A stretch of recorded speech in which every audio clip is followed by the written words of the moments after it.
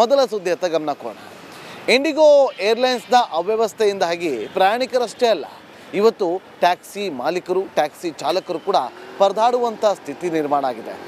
ಯಾವಾಗ ವಿಮಾನಗಳ ಹಾರಾಟ ರದ್ದಾಯಿತೋ ಪ್ರಯಾಣ ಮಾಡುವವರ ಸಂಖ್ಯೆಯಲ್ಲೂ ಕೂಡ ಕಡಿಮೆ ಆಯಿತು. ಹಾಗಾಗಿ ಟ್ಯಾಕ್ಸಿ ಚಾಲಕರಿಗೆ ದೊಡ್ಡ ಸಂಕಷ್ಟ, ದೊಡ್ಡ ಪೆಟ್ಟು ಕೂಡ ಬಿದ್ದಿದೆ. ಈ ಬಗ್ಗೆ ನಮ್ಮ ಪ್ರತಿನಿಧಿ ಒಂದು ಪ್ರತ್ಯಕ್ಷ ವರದಿ ಕೊಟ್ಟಿದ್ದಾರೆ, ನೋಡ್ಕೊಂಬನ್ನಿ.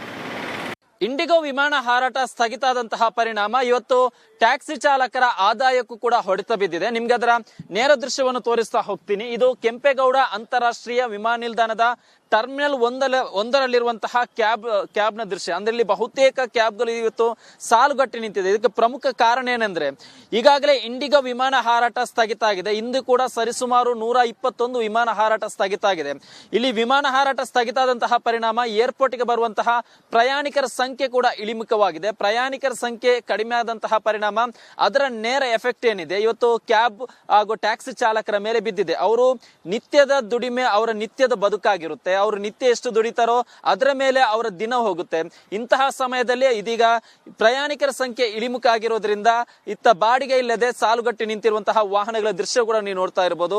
ನಿತ್ಯ ಕೂಡ 3-4 ಡ್ಯೂಟಿ ಸಿಗ್ತಾ ಇದ್ದಂತಹ ಕ್ಯಾಬ್ ಚಾಲಕರಿಗೆ ಇದೀಗ ಕೇವಲ ಒಂದು ಡ್ಯೂಟಿ ಕೂಡ ಸಿಗೋದು ಕೂಡ ಕಷ್ಟ ಅನ್ನುವಂತಾಗಿದೆ. ಇದರಿಂದ ಅವರ ಆದಾಯ ಕೂಡ ಕುಸಿತ ಆಗಿದೆ. ಜೊತೆಗೆ ಅವರು ಕೂಡ ನಿತ್ಯ ಕೂಡ ಹಲವು ರೀತಿಯ ಸಮಸ್ಯೆಯನ್ನು ಅನುಭವಿಸ್ತಾ ಇದ್ದಾರೆ. ಯಾಕಂದ್ರೆ EMI ಆಗಿರ್ಬೋದು, ಲೋನ್ ಆಗಿರ್ಬೋದು, ಎಲ್ಲವನ್ನು ಕೂಡ ನಾವು ಪಾವತಿ ಮಾಡಬೇಕು. ಈ ರೀತಿ ಆದ್ರೆ ತುಂಬಾ ಕಷ್ಟ ಆಗುತ್ತೆ ಅನ್ನೋ ನೋವನ್ನು ಕೂಡ ಈಗಾಗಲೇ ರಿಪಬ್ಲಿಕ್ ಕನ್ನಡದ ಮುಂದೆ ಹಲವು ಚಾಲಕರು ವ್ಯಕ್ತಪಡಿಸಿದ್ರು. ಇದೀಗ ಮತ್ತಷ್ಟು ಚಾಲಕರಿದ್ದಾರೆ, ಅವ್ರನ್ನು ಕೂಡ ಮಾತನಾಡಿಸ್ಕೊಂಡು ಹೋಗ್ತೀನಿ. ಸರ್, ಈಗ 3-4 ದಿನದಿಂದ ಆದಾಯ ಹೆಂಗಿದೆ ಸರ್? ಮುಂಚೆ ಹೆಂಗಿತ್ತು ಅಂತ?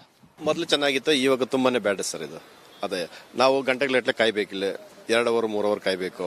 ಕಾದ್ರೆ ಕೂಡ ರೈಟ್ ಕೊಡೋದು ಸರಿಯಾಗಿ ಕೊಡ್ತಾ ಇಲ್ಲ. ಅವರು ತುಂಬಾನೇ ನಮ್ಗೆ ಮೋಸ ಮಾಡ್ತಾ ಇದ್ದಾರೆ. ಈಗ ಮೊದಲು ಚೆನ್ನಾಗಿತ್ತು. ವಿಮಾನ ಹಾರಾಟ ಸ್ಥಗಿತ ಆದ ನಂತರ ಪ್ರಯಾಣಿಕರ ಸಂಖ್ಯೆ ಕೂಡ ಕಡಿಮೆ ಆಗಿದೆ.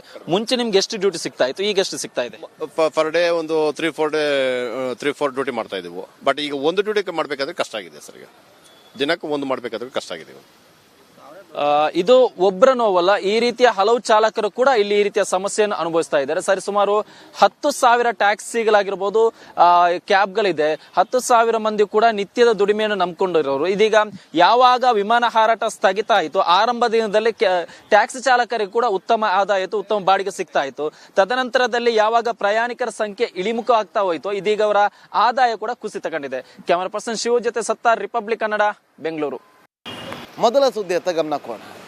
ಇಂಡಿಗೋ ಏರ್ಲೈನ್ಸ್ನ ಅವ್ಯವಸ್ಥೆಯಿಂದಾಗಿ ಪ್ರಯಾಣಿಕರಷ್ಟೇ ಅಲ್ಲ, ಇವತ್ತು ಟ್ಯಾಕ್ಸಿ ಮಾಲೀಕರು, ಟ್ಯಾಕ್ಸಿ ಚಾಲಕರು ಕೂಡ ಪರದಾಡುವಂಥ ಸ್ಥಿತಿ ನಿರ್ಮಾಣ ಆಗಿದೆ. ಯಾವಾಗ ವಿಮಾನಗಳ ಹಾರಾಟ ರದ್ದಾಯಿತೋ ಪ್ರಯಾಣ ಮಾಡುವವರ ಸಂಖ್ಯೆಯಲ್ಲೂ ಕೂಡ ಕಡಿಮೆ ಆಯಿತು. ಹಾಗಾಗಿ ಟ್ಯಾಕ್ಸಿ ಚಾಲಕರಿಗೆ ದೊಡ್ಡ ಸಂಕಷ್ಟ, ದೊಡ್ಡ ಪೆಟ್ಟು ಕೂಡ ಬಿದ್ದಿದೆ. ಈ ಬಗ್ಗೆ ನಮ್ಮ ಪ್ರತಿನಿಧಿ ಒಂದು ಪ್ರತ್ಯಕ್ಷ ವರದಿ ಕೊಟ್ಟಿದ್ದಾರೆ, ನೋಡ್ಕೊಂಬನ್ನಿ. ಇಂಡಿಗೋ ವಿಮಾನ ಹಾರಾಟ ಸ್ಥಗಿತ ಆದಂತಹ ಪರಿಣಾಮ ಇವತ್ತು ಟ್ಯಾಕ್ಸಿ ಚಾಲಕರ ಆದಾಯಕ್ಕೂ ಕೂಡ ಹೊಡೆತ ಬಿದ್ದಿದೆ. ನಿಮ್ಗೆ ಅದರ ನೇರ ದೃಶ್ಯವನ್ನು ತೋರಿಸ್ತಾ ಹೋಗ್ತೀನಿ. ಇದು ಕೆಂಪೇಗೌಡ ಅಂತಾರಾಷ್ಟ್ರೀಯ ವಿಮಾನ ನಿಲ್ದಾಣದ ಟರ್ಮಿನಲ್ ಒಂದರಲ್ಲಿರುವಂತಹ ಕ್ಯಾಬ್ನ ದೃಶ್ಯ. ಅಂದ್ರೆ ಇಲ್ಲಿ ಬಹುತೇಕ ಕ್ಯಾಬ್ಗಳು ಇವತ್ತು ಸಾಲುಗಟ್ಟಿ ನಿಂತಿದೆ. ಇದಕ್ಕೆ ಪ್ರಮುಖ ಕಾರಣ ಏನಂದ್ರೆ ಈಗಾಗಲೇ ಇಂಡಿಗೋ ವಿಮಾನ ಹಾರಾಟ ಸ್ಥಗಿತ ಆಗಿದೆ. ಇಂದು ಕೂಡ ಸರಿಸುಮಾರು 121 ವಿಮಾನ ಹಾರಾಟ ಸ್ಥಗಿತ ಆಗಿದೆ.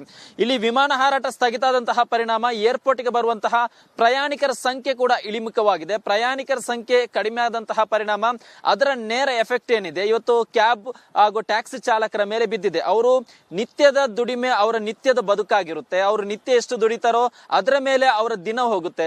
ಇಂತಹ ಸಮಯದಲ್ಲಿ ಇದೀಗ ಪ್ರಯಾಣಿಕರ ಸಂಖ್ಯೆ ಇಳಿಮುಖ ಆಗಿರೋದ್ರಿಂದ ಇತ್ತ ಬಾಡಿಗೆ ಇಲ್ಲದೆ ಸಾಲುಗಟ್ಟಿ ನಿಂತಿರುವಂತಹ ವಾಹನಗಳ ದೃಶ್ಯ ಕೂಡ ನೀವು ನೋಡ್ತಾ ಇರಬಹುದು. ನಿತ್ಯ ಕೂಡ 3-4 ಡ್ಯೂಟಿ ಸಿಗ್ತಾ ಇದ್ದಂತಹ ಕ್ಯಾಬ್ ಚಾಲಕರಿಗೆ ಇದೀಗ ಕೇವಲ ಒಂದು ಡ್ಯೂಟಿ ಕೂಡ ಸಿಗೋದು ಕೂಡ ಕಷ್ಟ ಅನ್ನುವಂತಾಗಿದೆ. ಇದರಿಂದ ಅವರ ಆದಾಯ ಕೂಡ ಕುಸಿತ ಆಗಿದೆ. ಜೊತೆಗೆ ಅವರು ಕೂಡ ನಿತ್ಯ ಕೂಡ ಹಲವು ರೀತಿಯ ಸಮಸ್ಯೆಯನ್ನು ಅನುಭವಿಸ್ತಾ ಇದ್ದಾರೆ. ಯಾಕಂದ್ರೆ EMI ಆಗಿರ್ಬೋದು, ಲೋನ್ ಆಗಿರ್ಬೋದು, ಎಲ್ಲವನ್ನು ಕೂಡ ನಾವು ಪಾವತಿ ಮಾಡಬೇಕು. ಈ ರೀತಿ ಆದ್ರೆ ತುಂಬಾ ಕಷ್ಟ ಆಗುತ್ತೆ ಅನ್ನೋ ನೋವನ್ನು ಕೂಡ ಈಗಾಗಲೇ ರಿಪಬ್ಲಿಕ್ ಕನ್ನಡದ ಮುಂದೆ ಹಲವು ಚಾಲಕರು ವ್ಯಕ್ತಪಡಿಸಿದ್ರು. ಇದೀಗ ಮತ್ತಷ್ಟು ಚಾಲಕರಿದ್ದಾರೆ, ಅವ್ರನ್ನು ಕೂಡ ಮಾತನಾಡಿಸ್ಕೊಂಡು ಹೋಗ್ತೀನಿ. ಸರ್, ಈಗ 3-4 ದಿನದಿಂದ ಆದಾಯ ಹೆಂಗಿದೆ ಸರ್? ಮುಂಚೆ ಹೆಂಗಿತ್ತು ಅಂತ? ಮೊದಲು ಚೆನ್ನಾಗಿತ್ತು, ಇವಾಗ ತುಂಬಾನೇ ಬ್ಯಾಡ್ ಸರ್. ಇದು ಅದೇ ನಾವು ಗಂಟೆಗಟ್ಟಲೆ ಕಾಯ್ಬೇಕಿಲ್ಲ, 2 ಅವರ್ 3 ಅವರ್ ಕಾಯ್ಬೇಕು. ಕಾದ್ರೆ ಕೂಡ ರೈಟ್ ಕೊಡೋದು ಸರಿಯಾಗಿ ಕೊಡ್ತಾ ಇಲ್ಲ. ಅವರು ತುಂಬಾನೇ ನಮ್ಗೆ ಮೋಸ ಮಾಡ್ತಾ ಇದ್ದಾರೆ. ಈಗ ಮೊದಲು ಚೆನ್ನಾಗಿತ್ತು. ವಿಮಾನ ಹಾರಾಟ ಸ್ಥಗಿತ ಆದ ನಂತರ ಪ್ರಯಾಣಿಕರ ಸಂಖ್ಯೆ ಕೂಡ ಕಡಿಮೆ ಆಗಿದೆ. ಮುಂಚೆ ನಿಮ್ಗೆ ಎಷ್ಟು ಡ್ಯೂಟಿ ಸಿಗ್ತಾ ಇತ್ತು, ಈಗ ಎಷ್ಟು ಸಿಗ್ತಾ ಇದೆ? ಪರ್ ಡೇ ಒಂದು 3-4 ಡ್ಯೂಟಿ ಮಾಡ್ತಾ ಇದೀವಿ. ಬಟ್ ಈಗ ಒಂದು ಡ್ಯೂಟಿ ಮಾಡ್ಬೇಕಾದ್ರೆ ಕಷ್ಟ ಆಗಿದೆ ಸರ್. ಈಗ ದಿನಕ್ಕೆ ಒಂದು ಮಾಡ್ಬೇಕಾದ್ರೆ ಕಷ್ಟ ಆಗಿದೆ. ಇದು ಒಬ್ಬರ ನೋವಲ್ಲ, ಈ ರೀತಿಯ ಹಲವು ಚಾಲಕರು ಕೂಡ ಇಲ್ಲಿ ಈ ರೀತಿಯ ಸಮಸ್ಯೆಯನ್ನು ಅನುಭವಿಸ್ತಾ ಇದ್ದಾರೆ. ಸರಿ ಸುಮಾರು 10,000 ಟ್ಯಾಕ್ಸಿಗಳಾಗಿರ್ಬೋದು, ಕ್ಯಾಬ್ಗಳಿದೆ. 10,000 ಮಂದಿ ಕೂಡ ನಿತ್ಯದ ದುಡಿಮೆಯನ್ನು ನಂಬಿಕೊಂಡಿರೋರು. ಇದೀಗ ಯಾವಾಗ ವಿಮಾನ ಹಾರಾಟ ಸ್ಥಗಿತ ಆಯಿತು, ಆರಂಭ ದಿನದಲ್ಲಿ ಟ್ಯಾಕ್ಸಿ ಚಾಲಕರಿಗೆ ಕೂಡ ಉತ್ತಮ ಆದಾಯ ಇತ್ತು, ಉತ್ತಮ ಬಾಡಿಗೆ ಸಿಗ್ತಾ ಇತ್ತು. ತದನಂತರದಲ್ಲಿ ಯಾವಾಗ ಪ್ರಯಾಣಿಕರ ಸಂಖ್ಯೆ ಇಳಿಮುಖ ಆಗ್ತಾ ಹೋಯಿತು, ಇದೀಗ ಅವರ ಆದಾಯ ಕೂಡ ಕುಸಿತ ಕಂಡಿದೆ. ಕ್ಯಾಮರಾ ಪರ್ಸನ್ ಶಿವ ಜೊತೆ ಸತ್ತಾರ್, ರಿಪಬ್ಲಿಕ್ ಕನ್ನಡ, ಬೆಂಗಳೂರು. ಮೊದಲ ಸುದ್ದಿಯತ್ತ ಗಮನ ಕೊಡೋಣ.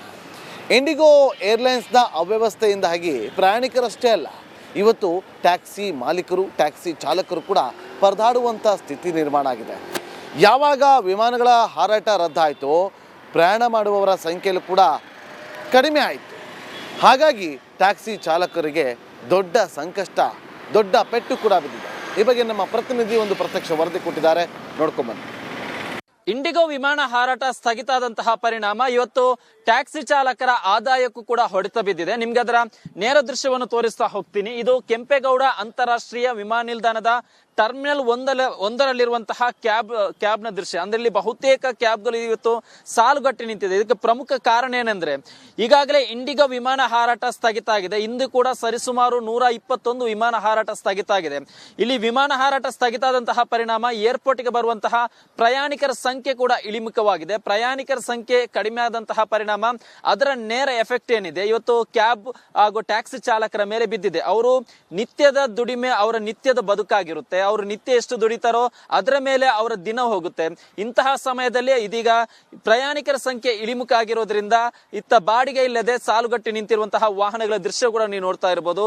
ನಿತ್ಯ ಕೂಡ 3-4 ಡ್ಯೂಟಿ ಸಿಗ್ತಾ ಇದ್ದಂತಹ ಕ್ಯಾಬ್ ಚಾಲಕರಿಗೆ ಇದೀಗ ಕೇವಲ 1 ಡ್ಯೂಟಿ ಕೂಡ ಸಿಗೋದು ಕೂಡ ಕಷ್ಟ ಅನ್ನುವಂತಾಗಿದೆ. ಇದರಿಂದ ಅವರ ಆದಾಯ ಕೂಡ ಕುಸಿತ ಆಗಿದೆ. ಜೊತೆಗೆ ಅವರು ಕೂಡ ನಿತ್ಯ ಕೂಡ ಹಲವು ರೀತಿಯ ಸಮಸ್ಯೆಯನ್ನು ಅನುಭವಿಸ್ತಾ ಇದ್ದಾರೆ. ಯಾಕಂದ್ರೆ EMI ಆಗಿರ್ಬೋದು, ಲೋನ್ ಆಗಿರ್ಬೋದು, ಎಲ್ಲವನ್ನು ಕೂಡ ನಾವು ಪಾವತಿ ಮಾಡಬೇಕು. ಈ ರೀತಿ ಆದ್ರೆ ತುಂಬಾ ಕಷ್ಟ ಆಗುತ್ತೆ ಅನ್ನೋ ನೋವನ್ನು ಕೂಡ ಈಗಾಗಲೇ ರಿಪಬ್ಲಿಕ್ ಕನ್ನಡದ ಮುಂದೆ ಹಲವು ಚಾಲಕರು ವ್ಯಕ್ತಪಡಿಸಿದ್ರು. ಇದೀಗ ಮತ್ತಷ್ಟು ಚಾಲಕರಿದ್ದಾರೆ, ಅವ್ರನ್ನು ಕೂಡ ಮಾತನಾಡಿಸ್ಕೊಂಡು ಹೋಗ್ತೀನಿ. ಸರ್, ಈಗ 3-4 ದಿನದಿಂದ ಆದಾಯ ಹೆಂಗಿದೆ ಸರ್? ಮುಂಚೆ ಹೆಂಗಿತ್ತು ಅಂತ? ಮೊದಲು ಚೆನ್ನಾಗಿತ್ತು, ಇವಾಗ ತುಂಬಾನೇ ಬ್ಯಾಡ್ ಸರ್ ಇದು. ಅದೇ ನಾವು ಗಂಟೆಗಟ್ಟಲೆ ಕಾಯ್ಬೇಕಿಲ್ಲ, 2 ಅವರ್ 3 ಅವರ್ ಕಾಯ್ಬೇಕು.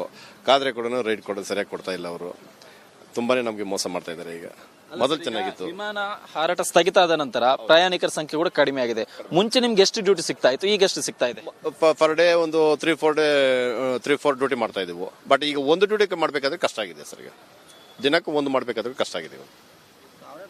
ಇದು ಒಬ್ಬರ ನೋವಲ್ಲ, ಈ ರೀತಿಯ ಹಲವು ಚಾಲಕರು ಕೂಡ ಇಲ್ಲಿ ಈ ರೀತಿಯ ಸಮಸ್ಯೆಯನ್ನು ಅನುಭವಿಸ್ತಾ ಇದ್ದಾರೆ. ಸರಿ ಸುಮಾರು 10,000 ಟ್ಯಾಕ್ಸಿಗಳಾಗಿರ್ಬೋದು, ಕ್ಯಾಬ್ಗಳಿದೆ. 10,000 ಮಂದಿ ಕೂಡ ನಿತ್ಯದ ದುಡಿಮೆಯನ್ನು ನಂಬಿಕೊಂಡಿರೋರು. ಇದೀಗ ಯಾವಾಗ ವಿಮಾನ ಹಾರಾಟ ಸ್ಥಗಿತ ಆಯಿತು, ಆರಂಭ ದಿನದಲ್ಲಿ ಟ್ಯಾಕ್ಸಿ ಚಾಲಕರಿಗೆ ಕೂಡ ಉತ್ತಮ ಆದಾಯ ಇತ್ತು, ಉತ್ತಮ ಬಾಡಿಗೆ ಸಿಗ್ತಾ ಇತ್ತು. ತದನಂತರದಲ್ಲಿ ಯಾವಾಗ ಪ್ರಯಾಣಿಕರ ಸಂಖ್ಯೆ ಇಳಿಮುಖ ಆಗ್ತಾ ಹೋಯಿತು, ಇದೀಗ ಅವರ ಆದಾಯ ಕೂಡ ಕುಸಿತ ಕಂಡಿದೆ.